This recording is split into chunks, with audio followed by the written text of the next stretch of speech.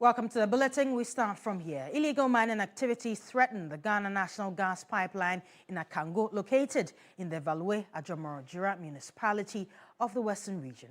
While despite a mandated 35-meter buffer zone, miners have encroached on the pipeline's path, risking its safety.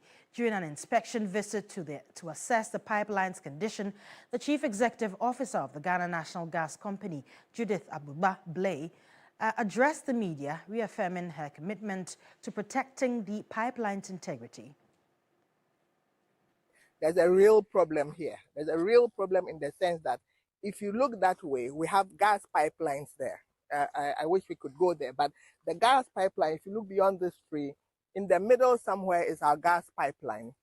In there is the middle, but it is only marking a 35-meter zone. And the 35-meter zone is standard for pipeline, protection of a pipeline. Now, this is the end of the 35-meter zone. If you look back here, there's a heap of sand here. All this heap of sand, that is as a result of the galamsey being done here, right here. I wish you could show the camera to the world. This is where the galamsey. This is very close to our gas pipeline here. And it's happening live. We actually came and saw some of them because they saw the security men behind us. They just ran away. Now, this is how dangerous it is. For us at Ghana Gas, ours is to protect our pipeline. And I have explained to the community that we are protecting the pipeline because one is a national asset. That is the means through which we get power generation and other industrial use. Two, it's a danger zone. Gas is dangerous. So I've explained to the community members that gas is dangerous. And three, is an asset for us as Ghana Gas. We have invested into the pipelines, and therefore anything happens, we have lost on our investment. So there are every reason why we should come here, engage with them, and try to find solutions to these things that are happening. The problem is that we all agree that we have our 35. The problem is how close can they mine close to 35. That is also a problem because beyond the 35, we need a certain buffer. In order for, this is mining. This is really high impact to the soil. Assuming that they come very close to our 35 and they dig and there is erosion. You see that right here. This is not a river. This is a matter of galamsey going down to the point where water is coming out. So imagine if this river here is close to our 35-meter zone. It's still dangerous. So we are asking the communities that they need to move away, even beyond our 35, and give us about 50, which is not within our buffer, but we are requesting that they do that. So we hope to go and engage with the chiefs, tell them what we are telling you, and say that, look, you can, it's your land, you can go beyond that. But please, it's a danger zone. It's a national asset. Please stay away beyond our 35. And that's the contention now.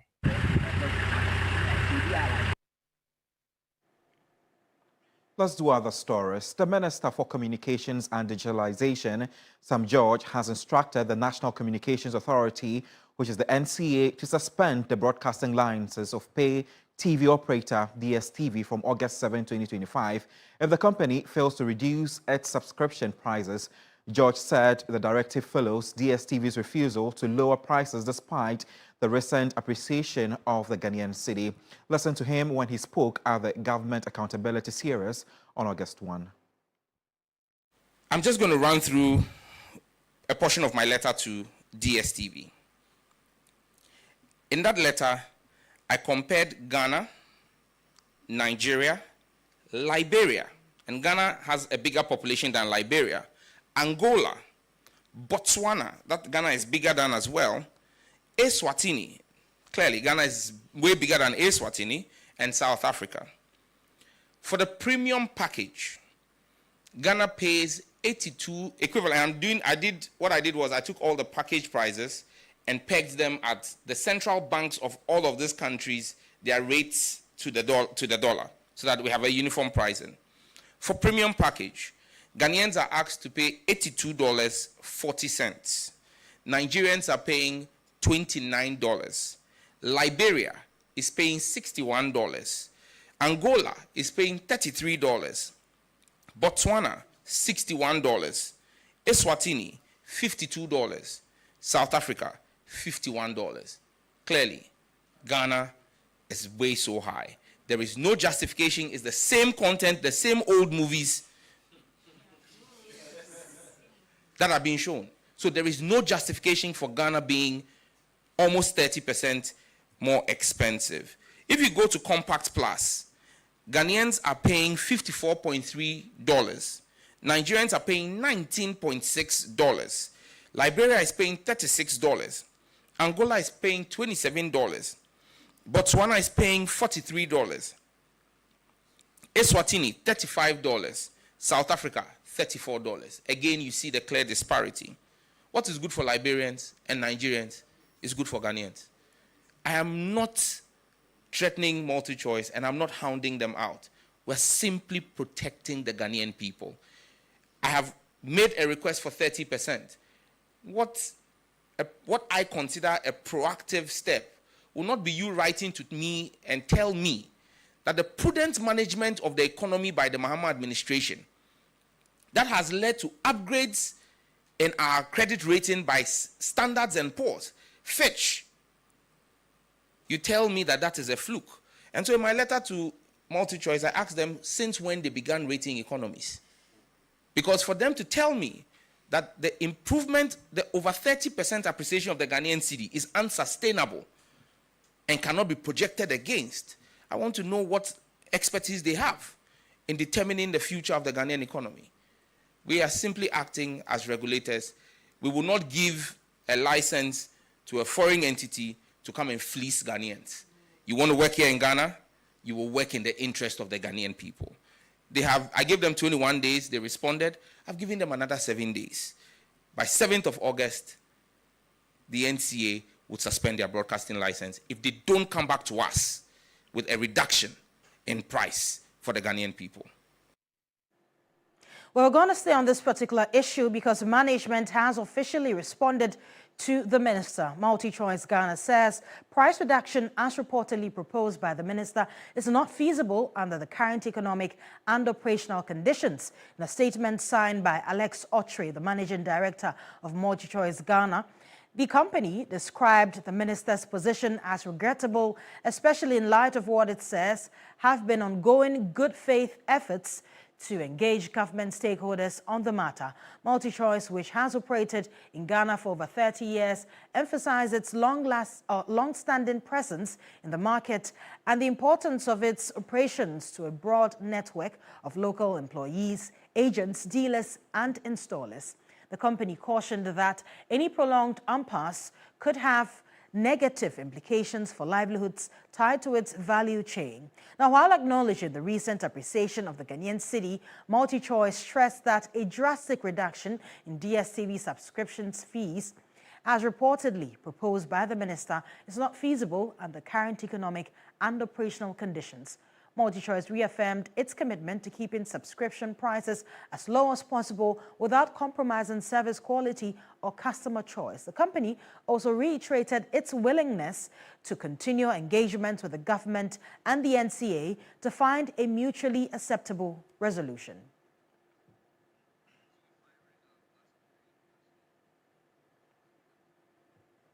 Let us know what you make on this response across all our social media platforms. Away from that, the National Security Coordinator Abdul Razak Usman has called for an immediate end to the use of live bullets during celebratory gunfire following series of tragic incidents involving stray bullets. The call comes after multiple reports of injuries and fatalities, including the death of a Ghana queen. Speaking at an emergency meeting with the National House of Chiefs, Usman emphasized the urgent need for stricter enforcement to curb the reckless discharge of firearms during celebrations. Recent incident of celebratory gunfire has sparked national outrage, with stray bullets claiming lives and leaving others severely injured.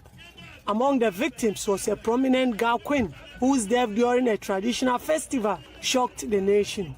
Security analysts have long warned about the dangers of celebratory gunfire, noting that bullets fired into the air can travel long distances before striking unintended targets.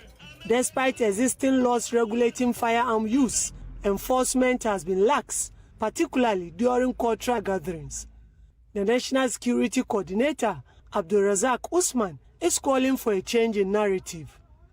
Traditionally, when musketaries are to be fired during the course of installations or funerals, they go through certain laid-down procedure where Nananom allow the Asafos or the musketry group to be in a particular area using a particular caliber of, let me call it, weapons that are not using live ammunition but gunpowder with discipline.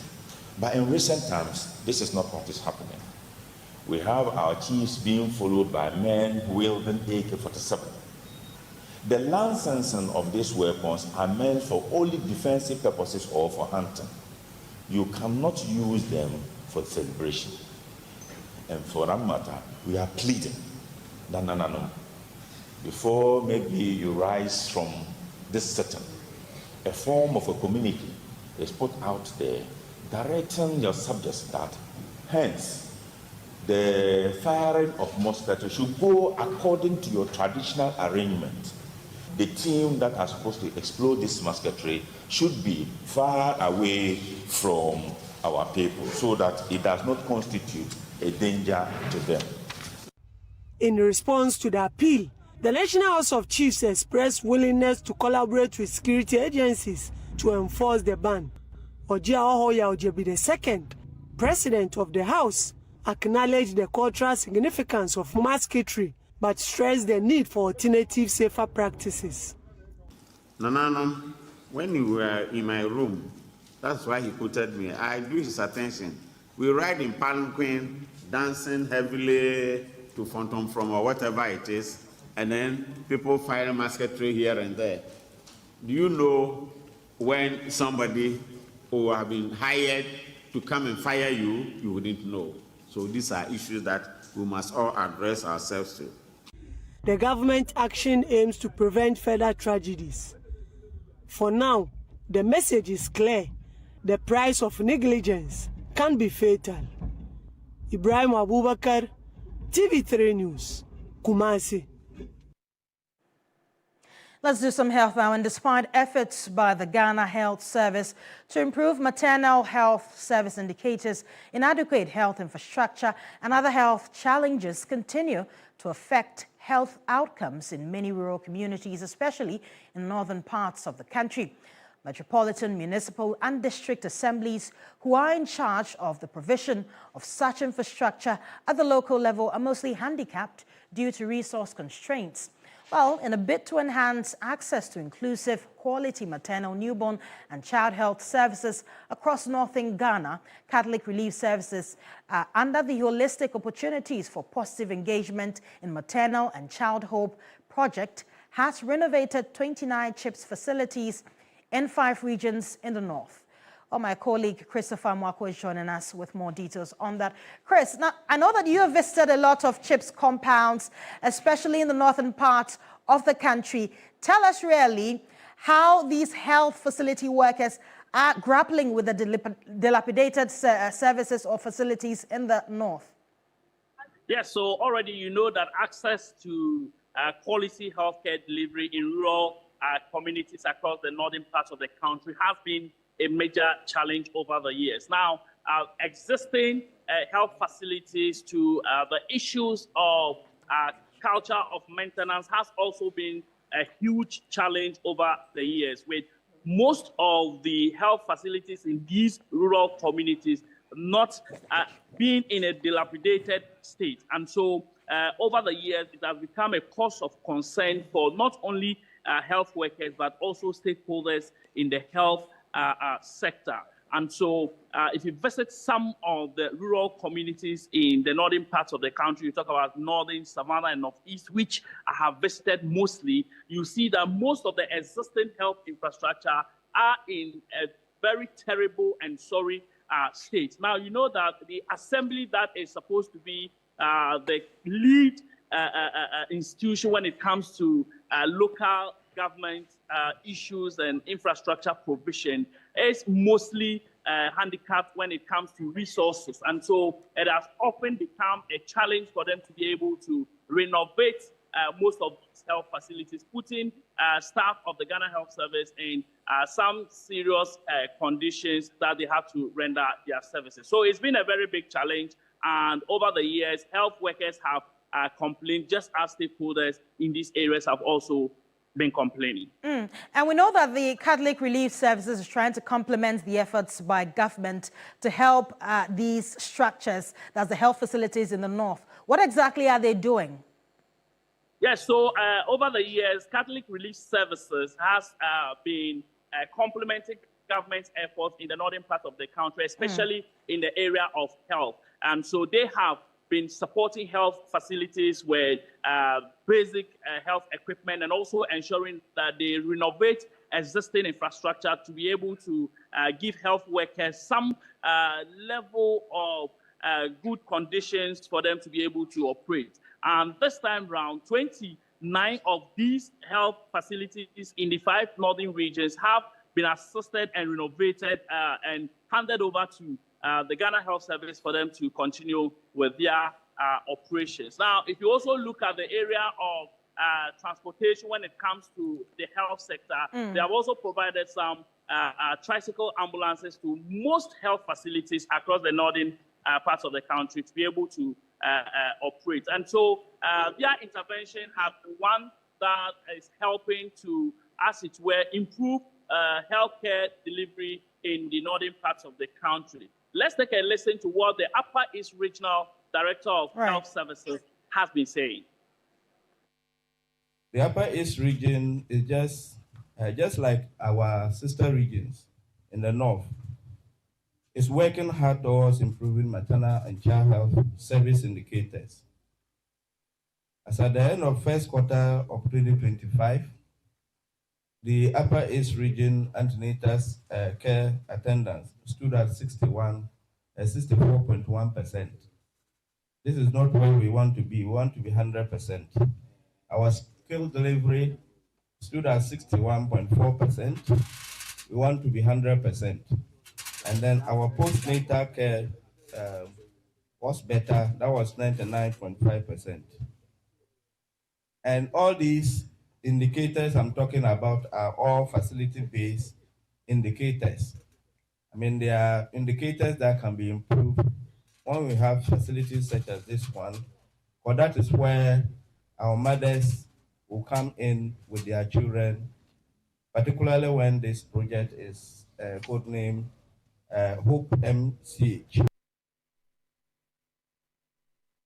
Thanks for your time. Christopher Marco has been bringing us all the details as regards to some structures or health facilities and CHIPS compounds that have been built in the northern part of the country.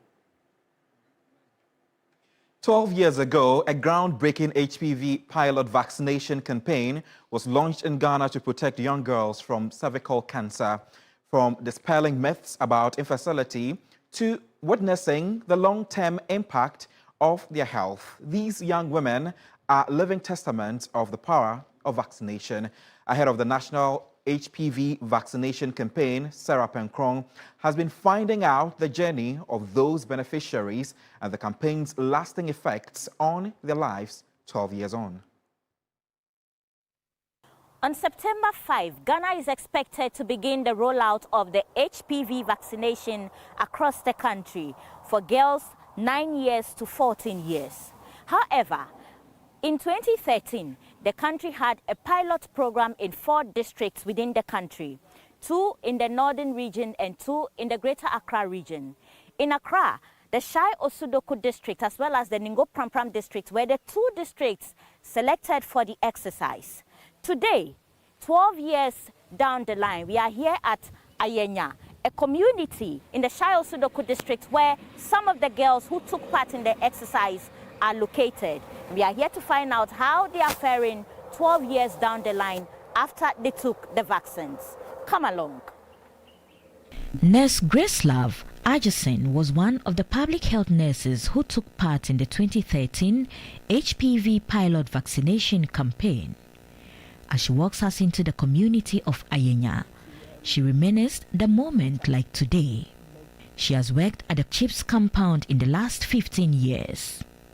The HPV pilot vaccination campaign, which was conducted in 2 phases from 2013 to 2015, targeted approximately 6,000 young girls 10 years old in each phase.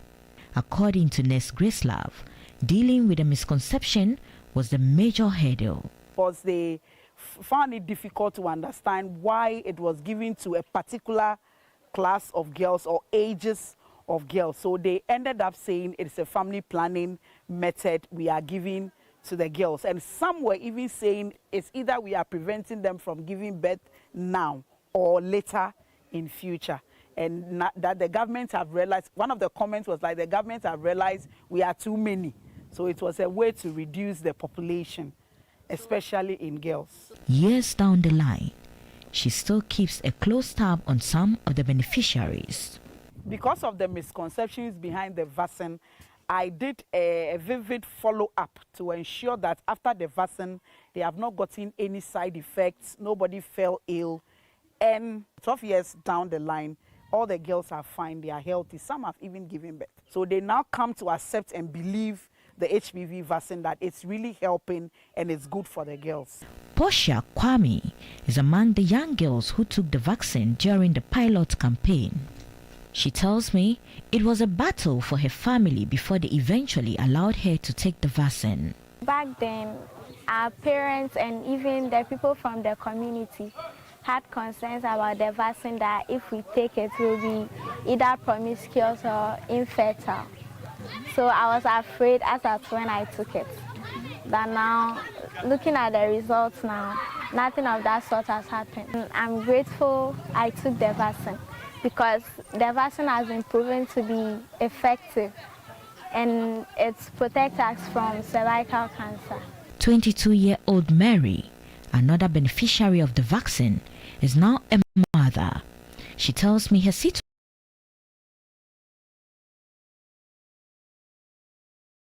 compelled community members to dispel the myth that the vaccine will cause infertility among young girls. Our mothers were not agreeing to do it. They thought it was a family planning vaccine, but it is not. I have a child now, even after taking the vaccine. For residents of Ayenya, they had lost count of the time. A moment of confusion in their lives that will remain imprinted forever. Auntie Rosina is a parent who allowed her child to take the vaccine in the midst of the confusion. I have 6 children and I forced one to take the vaccine. She has 3 kids now. The parents should allow their children to take the vaccine.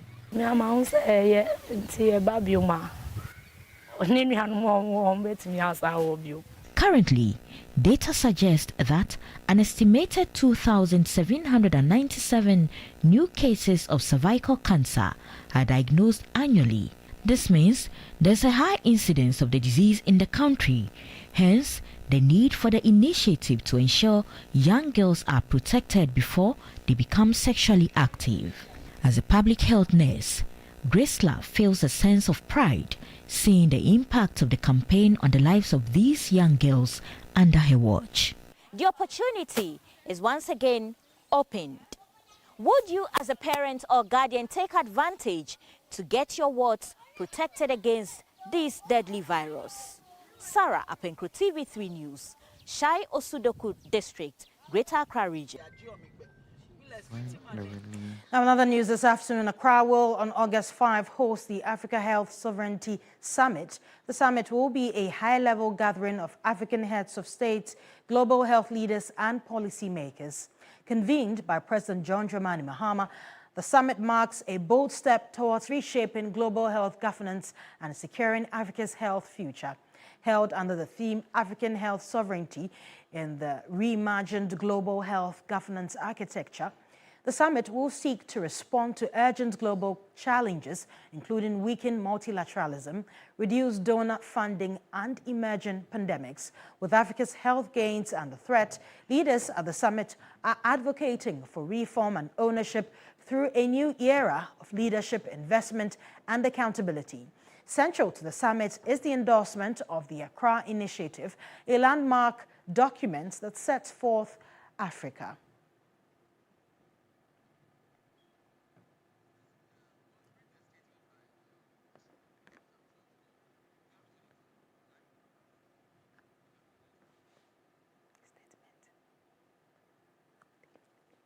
Right, we head back to our earlier story on the DSTV brouhaha, and Sam George has been responding on Twitter.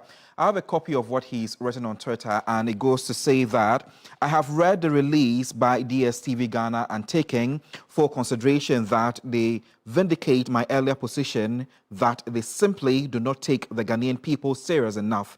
The same group operating in Nigeria reversed price increases in Nigeria when the Nigerian authorities sued them. The Nigerian House of Representatives took the matter up and ordered a suspension of the increases. They complied. This year in April, at a time the Ghanaian cedi had seen a 10% appreciation against all major currencies, inflation had dropped by over 5% and fuel prices had also dropped. DSTV announced and implemented a 15% increase. I believe in the interest of transparency, I make public the alternate proposal that DSTV offered to me that I faultily rejected. They propose that I allow them maintain a collection of the exorbitant bouquet prices as they stand, but order them not to send the revenue to their headquarters. In all honesty, that offer lacks any logic in my estimation. The essence of my action is to see Ghanaians pay a fair price for the services offered. How does this proposal solve the real issue? For far too long, corporations have fleeced the Ghanaian people. There has been a reset and it demands a new style of public service that is fiercely protective of the Ghanaian people. I remain empathetic to the Ghanaian people, staff of DSTV, but I believe that they should stand with the rest of us as we demand what is right for us. I remain open to constructive engagements that are centered on price reduction. Anything else is tangential and of no consequence. And he ends this message by saying, for God and country.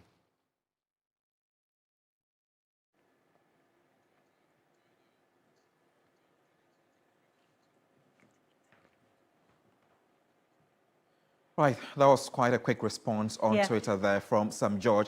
And when you actually compare the prices to countries like Nigeria, Angola, and the rest, Ghana seem to be paying a lot, but they have always been making some comments on the fact that Nigeria has a more subscription. Absolutely, and larger population as well.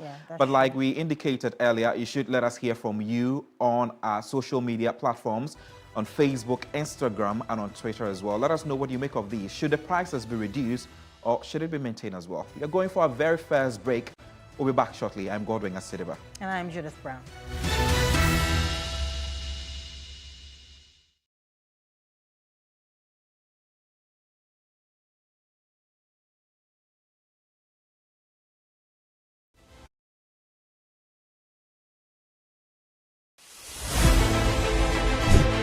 Reporting from the Takoradi Market Circle, from the heart of the Upper West Regional Capital, from the heart of the Ashanti Kingdom, reporting from Sunyani, from the Central Business District of Navrongo. The parliamentarians are on recess. This is where it all unfolds, the moments that potentially alters the course of our nation and the world. These are the individuals we recognize, the voices we amplify, who appears on screen and who contributes behind the scenes. With professionalism at our core, we bring you news you can trust, impact journalism that makes a difference. This illustrates how diverse perspectives enhance our strength and reinforces our mission. This is 3 News. Leaders in breaking news, exclusive interviews, Facts and analysis on TV, radio, online, and digital. 3 News, first in news.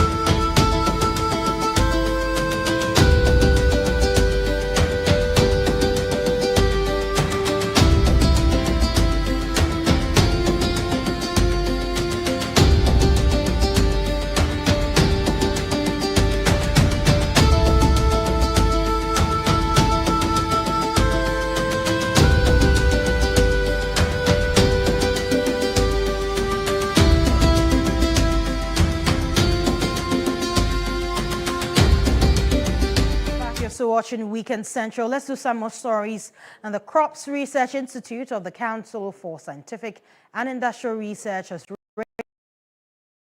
raised concerns that a shortage of rice seeds and other crop seeds at the center is likely to affect Ghana's 24-hour farming policy. Deputy Director General of the Council for Scientific and Industrial Research, Crops Research Institute, Professor Marianne, said the country currently does not have enough seeds in the system to meet the demands of farmers.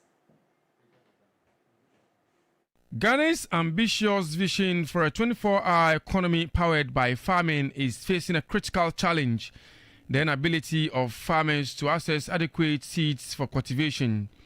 One of the 8 focus areas of the 24-hour economy is Grow 24. Grow 24 seeks to focus on transforming the agricultural sector through technology-driven, climate-smart practices that allows for round-the-clock production and value addition. This is to ensure food security and reduce post-harvest losses. Despite a stated commitment to the year-round farming and reducing reliance on food imports, a persistent shortage of seeds at the Council for Scientific and Industrial Research, Crops Research Institute, is hampering progress. The Deputy Director General of the Council, Professor Marianne, says Ghana does not currently have enough seeds to meet the demands of all farmers. What we need from government is continuous support, because there are times that the demand for the seed comes, but we don't have the resources to produce it at the quantum that is needed. And if we don't have instant off-takers, we will produce and it will be sitting there, nobody is picking. Or the demand will come and we don't have enough, so it will be imported. That is what, as a country, we have to sit down to solve such a problem and see the financial demand at the research end. She called on policymakers to prioritize the role of the institute in ensuring farmers have access to quality seeds. We are not meeting the demand of the country, the whole demand. So to some extent, some seed is coming in. But when we sit down together and ensure, as the 24-hour economy is resonating with us, we ensure that holistically every sector gets what it demands. then we will get to where we have that sufficiency, that seed is available, grain is available, and food is available. Chief Research Scientist at CSRI, Professor Masolda Asante, urged the government to integrate the institute into its daily planning effort for the 24-hour economy. We call on government as part of their programs to have a budget for R&D for every program they have, whether it's 24-hour economy, whether it's Feed Ghana. Research should not be an afterthought. It should be a major part, a major component of everything they do. Then we do research that fits directly into government programs. The institute has recently released a new rice variety said to be cultivated on a 100-acre site at each Dawenya project location. These new rice varieties are expected to support farmers in sustaining 24-hour agricultural production. Joseph Armstrong, Good Albo TV3, Dawenya.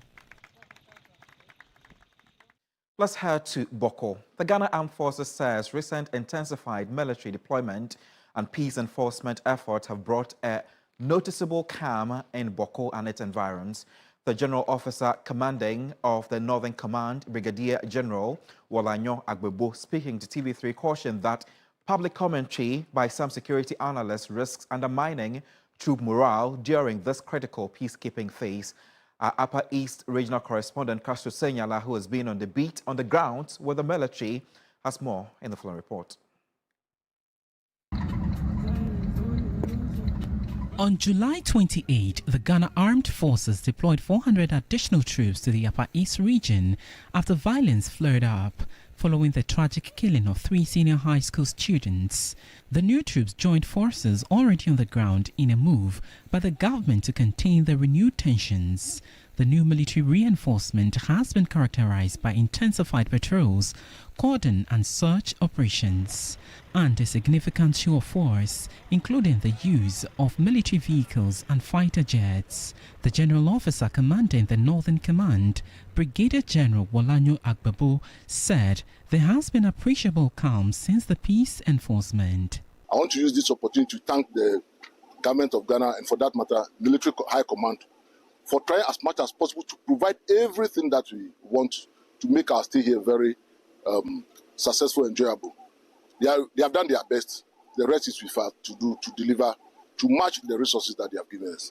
As at now, one of the greatest achievements within the past week is there has not been any single shot fired by any of the feuding parties, which means that something is being done. General Wolanyo Agbebo said while the military is committed to restoring peace and protecting civilians, recent comments by some security analysts are causing concern. I'm hearing some funny comments from some so-called security analysts who have not come to the ground and relied on whatever they want to rely on. It is not the best for us. Apart from the fact that they are misleading the country, they are also causing fear and panic. And it's not the best. For example, I'm told one analyst said that all our resources are in Bolga. So when there's a problem in Bawku, before we move them to Bawku, a distance of over 100 kilometers, which military command will do that? To stretch his lines of communication on such a very good route. So it's not true. There's Bazua camp, which is about 15 minutes drive from Bawku, where our resources are based for this particular operation. The Ghana Armed Forces has vowed to sustain the momentum on the ground through continued cordon and search operations and patrols to secure long-lasting peace in Bawku. Now, over 5,000 Ghanaian students are expected to benefit from the local tertiary scholarships in the 2025-2026 academic year. Now, the registrar of the Secretariat, Alex Kweku Asafoije, said 2,000 awards will be granted to brilliant but needy students enrolled in public tertiary institutions, and the remaining 3,000 awards will be open to other qualified applicants through a competitive application and selection process. This year's scholarship will be awarded to 5,000 qualified applicants. The breakdown of the awards are as follows. 2,000 will be awarded to brilliant but needy students across the various tertiary institutions, which will be administered by the various faculties, departments, and units in various tertiary institutions with a technical committee, which will be set up by the Ghana Scholarship Secretariat to play an oversight role.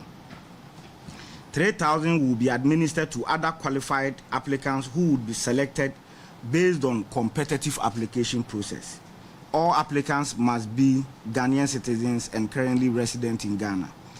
Applicants should have gained admission and enrolled in a program. Because of the no fee stress policy, we are only administering this year's scholarship to level 200 students and above. All other accredited tertiary institutions are also qualified, be it private or public.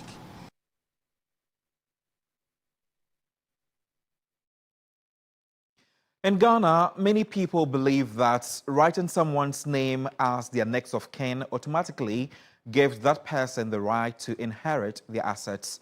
From bank accounts to property, it is a widespread assumption, but it's also a wrong one. Despite its official tone, next of kin is not a magic key to your assets. So if naming someone does not mean they will get everything when you're gone, what does it really mean?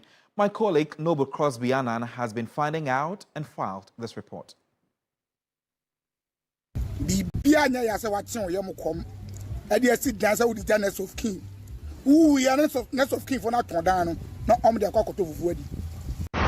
Next of kin, how are you? It's cool now. When you got so dear, it's a box we tick without thinking, a name we scribble with little thought.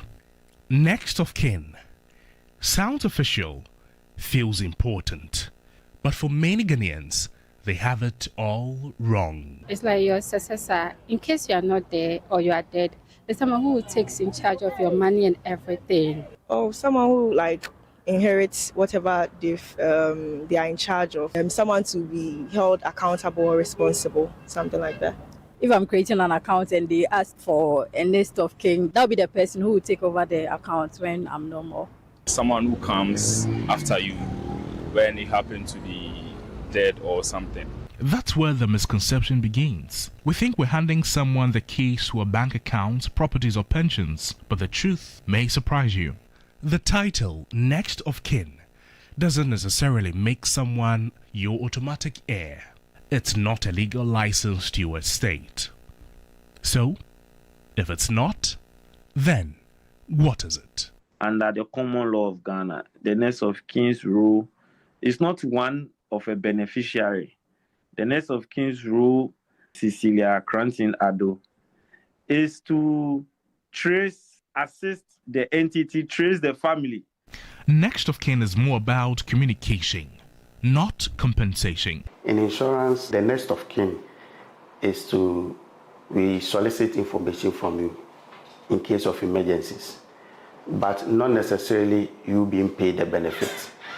The benefit goes to the beneficiaries or the nominated beneficiaries, primarily for emergencies contact. We contact you when we don't have anybody that we can fall on. But when it comes to assets or inheritance, what happens?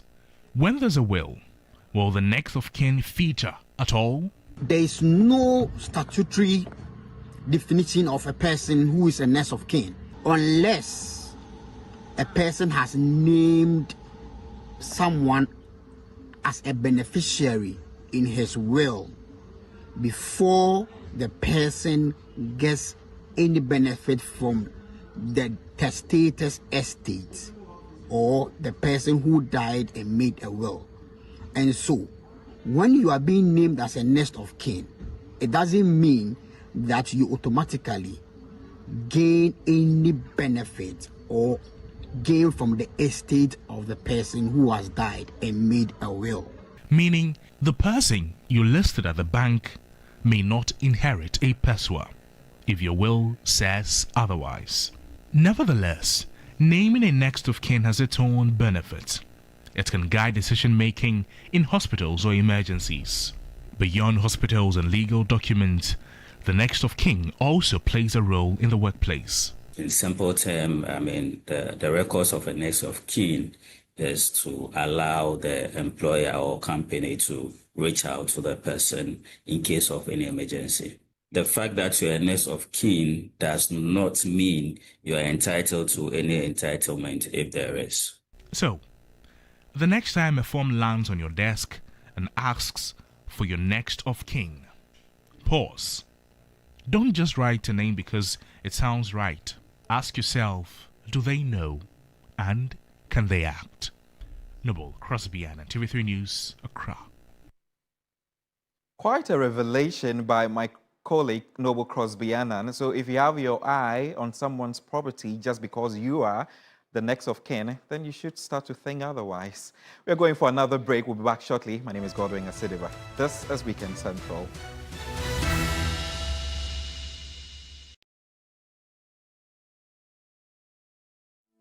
In uncertain times, it can be hard to imagine yourself completing the CIMA professional qualification.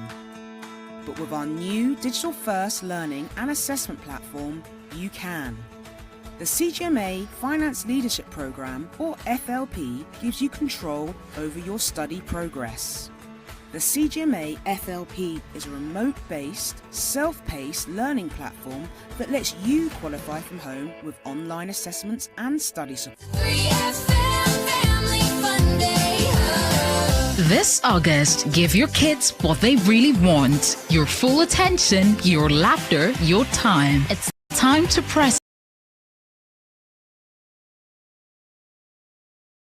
pause and play together. Join us for the 3FM Family Fun Day, a full day escape, popular joy, bonding, and unforgettable fun. Whether you're a family of 2, 4, or 10, every family is welcome because this day is all about togetherness. Happening on Saturday, 9th August at Shorna Island from 9 a.m. to 6 p.m. Picture this: live performances from talented kids, inter-family competitions with prizes for the most creative, coordinated, and hilarious families, team games like tug of peace, family sack races, and the ultimate family relay. Shorno Island transforms into a full amusement park vibe with food area, music rides, water splash zones, giant trampolines, a kids playground, and scenic photo spot that will blow up your socials. All this for a promotional package of just 500 Ghana cedis for a family of 4.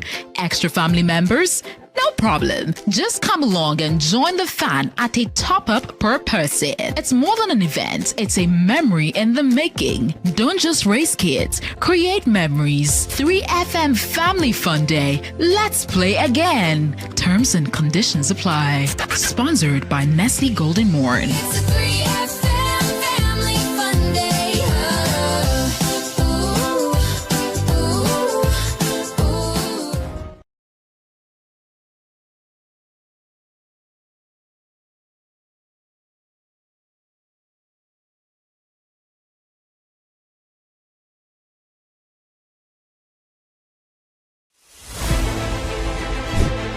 Reporting from the Takoradi Market Circle, from the heart of the Upper West Regional Capital, from the heart of the Ashanti Kingdom. Reporting from Sunyani, from the Central Business District of Navrongo.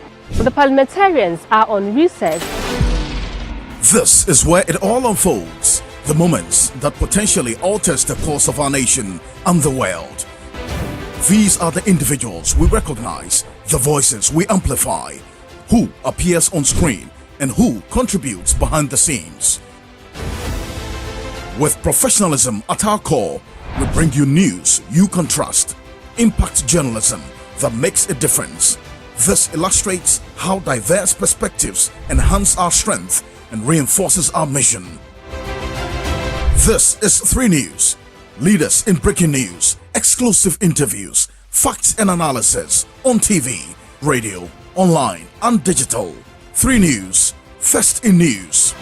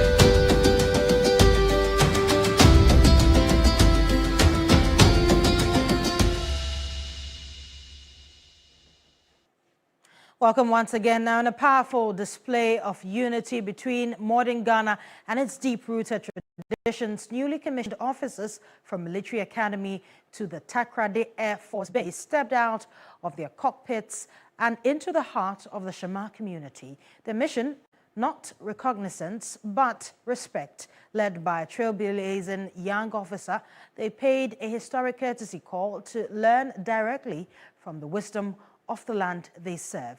Meanwhile, Chief of Grabodo Traditional Area, Nana Nkanomako IV, emphasized he has urged the President to grant traditional leaders the authority to address wrongdoings within their jurisdictions, promoting community-led solutions and accountability.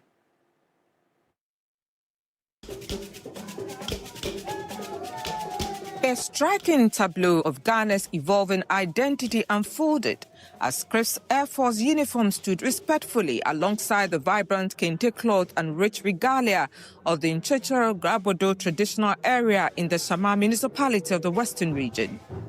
At the forefront was Flight Lieutenant Elizabeth Ekuadakwa Asiedu, Officer Commanding Personnel Services Flight and Training Officer for Regimental Orientation Training. She led her cohort of newly commissioned officers on a mission of cultural understanding, bridging tradition and modernity. These young officers, fresh from the rigorous training at the Military Academy, represent Ghana's cutting-edge aerial defense. Yet today, Lieutenant Dakwa highlighted a different kind of strength, the power of community and tradition.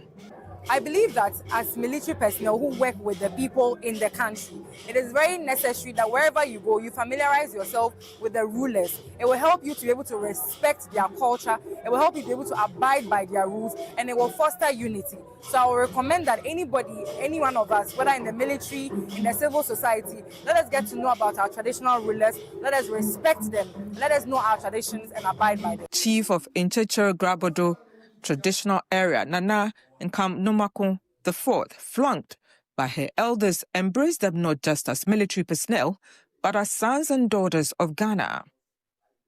Shifting the focus from military operations to community roots, Nana Nkanomako IV made a passionate appeal to the President to empower traditional leaders to address wrongdoings within their jurisdictions. Ghana, since young man, more to one. Say one shana traditional rest for no one sana and fahanamba. Oman was a yan or basayako.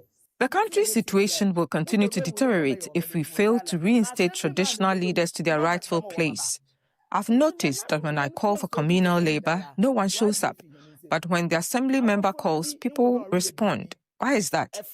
One of my divisional chiefs once took some defaulters to court and was even fined.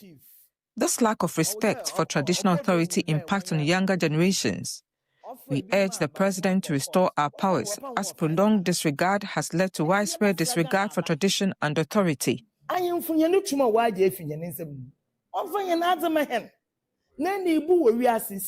is no respect. The atmosphere shifted from formal reverence to genuine warmth.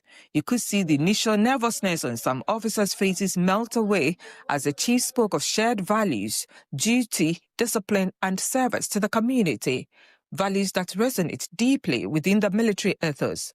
For many, like this young flight officer, it was an eye-opening encounter. Today, I have learned a bit about the history of Shama. I've learned a bit about the history of Grabodo. We've learned about greetings and the culture and the tribes that inform how we greet. We've learned about Maha Machi and responses like Ya Emu and Ya Ahenewa, which means that you are of royal heritage. I have enjoyed this visit and I'm very glad I came. As they departed the palace grounds, the young officers carried more than just their caps. They took with them valuable insight, newfound respect, and a deeper connection to the rich cultural heritage of the Ghana they had vowed to protect. Irama Smith, TV3 News, Grabodo, Shama.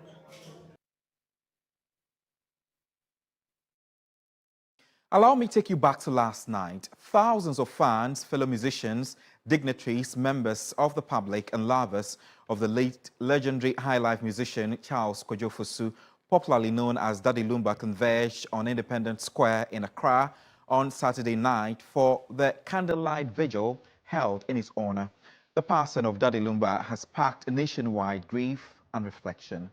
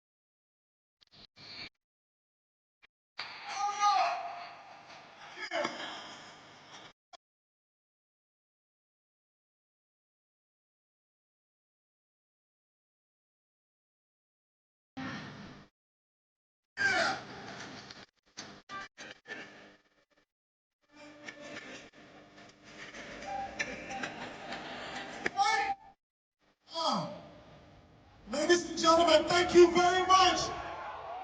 That's right. That's more like it. That's more like it. Ladies and gentlemen, please give it up for your MCs from TV3. More on this, ACP Kofi Sapong, the gospel musician and police officer, was at the vigil, and we caught up with him. Oh, yes, that is, but I've met him. I've met him several times. The last time I met him was Accra at the International Airport. And we came from Kumasi. On the tarmac, we talked. And anytime he saw me, he promised or proposed that we need to come out with a song. And that did not come tonight. But I hope that one day we'll meet in heaven. Give us a freestyle. I need a song. Yeah, I need a song. Thank you so much.